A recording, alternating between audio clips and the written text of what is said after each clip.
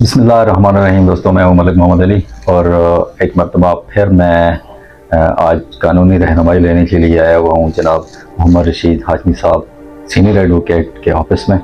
तो हाशमी साहब, बहुत शुक्रिया आपने टाइम दिया।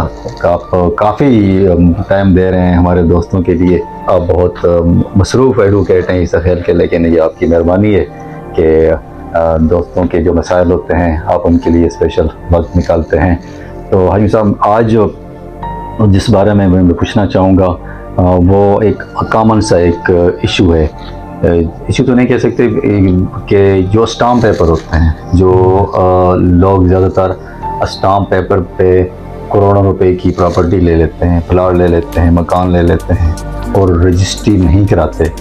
तो इसके अलावा और भी कोई उनके पास डॉक्यूमेंट नहीं होता, बस एतबार पे चलते हैं कि हमने स्टाम्प लिखवा दिया है और उसके बाद फिर वो जो असल जो कानूनी प्रोसेस है, ये रजिस्ट्री या इंतकाल, उस तरफ नहीं जाते, सुस्ती कर जाते हैं, खासकर जो फीस से बचने के लिए। तो मैं आपसे ये रहनुमाई लेना चाहूँगा कि स्टाम्प पेपर की क्या वक़्त है। शुक्रिया हाजी साहब, आपने जो ये अवाम की रहनुमाई के लिए जो कार्य खैर शुरू किया हुआ है और इलाका के अवाम ने भी इस चीज़ को बहुत पसंद किया है, तो अल्लाह ताला आपको इसका अजर अज़ीम दे कि किसी अगर एक शख्स का भी कोई भला हो जाता है आपकी रहनुमाई से, तो ये अल्लाह ताला के नज़दीक बहुत अच्छा और अल्लाह के नज़दीक काबिल कबूल जो है वो फेल है।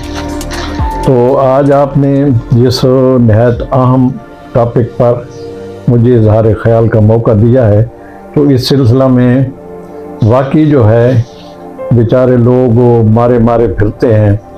वो करोड़ों की जायदाद किसी एक स्टाम्प पर लिखकर, जो कि रजिस्टर्ड नहीं होता, ना उसका इंतकाल हुआ होता है प्रॉपर्टी का और ना उसका बेनामा रजिस्ट्री तस्दीक हुआ होता है, तो उसकी कानूनी ज़ीरो के बराबर लीगल वैल्यू है कि आप कोई स्टे लेना चाहते हैं उस प्रॉपर्टी की बाबत, तो सबसे पहला क्वेश्चन कोर्ट का ये होगा कि आपके पास हकूक़ मलकियत क्या है।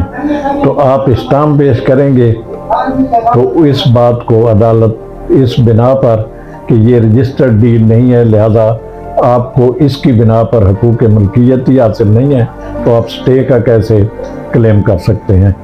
तो इसलिए मैं अपने जो भी मेरे सुनने वाले हैं उनसे ये गुजारिश करूंगा कि ये लाखों करोड़ों का कारोबार जो आप सिर्फ स्टाम्प की बेस पर कर लेते हैं, तो कोई भी ऐसा रकबा या प्रॉपर्टी जो कागजात माल में किसी आदमी के नाम पर दर्ज शुदा है, उसके लिए इंतकाल या रजिस्ट्री का होना निहायत लाजमी है। ये जो स्टाम्प है ये अपने दिल बहलावे के लिए तो एक हो सकता है दस्तावेज, लेकिन इसकी वो लीगल वैल्यू नहीं है, क्योंकि खुदा न खास्ता जो आदमी आपको लिख कर दे रहा है उसकी दूसरे दिन डेथ हो जाती है, तो उसके वो रसा के नाम तो उसी तरह कागजात माल में मलकियत के खाना में उसकी विरासत का इंतकाल पास होकर वो अपने नाम करा लेंगे, उसमें आप कुछ भी नहीं कर सकेंगे। वो कहेंगे कि ये तो जी एक जेली डॉक्यूमेंट था, हमारे वालिद ने नहीं किया था, जो उनको धोखा दिया गया था, इसलिए हम इसके पाबंद नहीं हैं, तो आपकी वो पूरी की पूरी रकम चली जाएगी।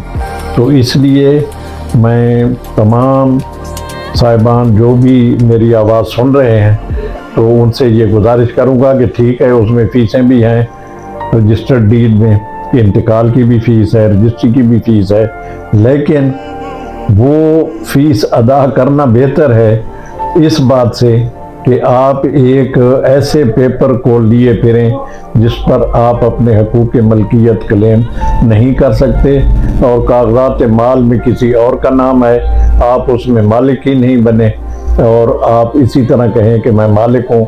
तो कई दफ़ा उसी में जो लिख कर देने वाला होता है वो कई ना कई उज़रात अपनी तरफ से पैदा कर लेता है कि जी हमारा मुआहदा ये हुआ था, इन्होंने इतने पैसे देने थे या इसके बदले में कोई और चीज़ भी देनी थी, मैं इनको ये अब भी रजिस्ट्री या इंतकाल करा कर ना देना चाहता हूँ।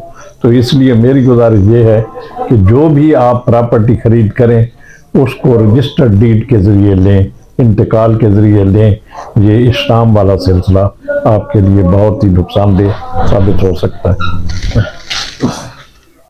बहुत शुक्रिया आजमी साहब, बहुत शुक्रिया। आज की वीडियो बहुत ही मालूमाती हो गई होगी, क्योंकि ये ऐसी चीज़ें हैं जो कि हर इंसान के साथ दरपेश आती रहती हैं। जो भी आजकल प्रॉपर्टी ख़रीदता है तो वो स्टाम्प के चक्कर में पड़ जाता है। इसलिए हाजमी साहब की बातों को आपने पल्ले बांध लेना है, तभी आपकी बचत है। वरना अगर सिर्फ आप स्टाम्प पेपर की बातों पे चले गए तो आपका इसमें बहुत ज़्यादा नुकसान हो सकता है। आज के लिए इतना ही। अल्लाह हाफ़िज़।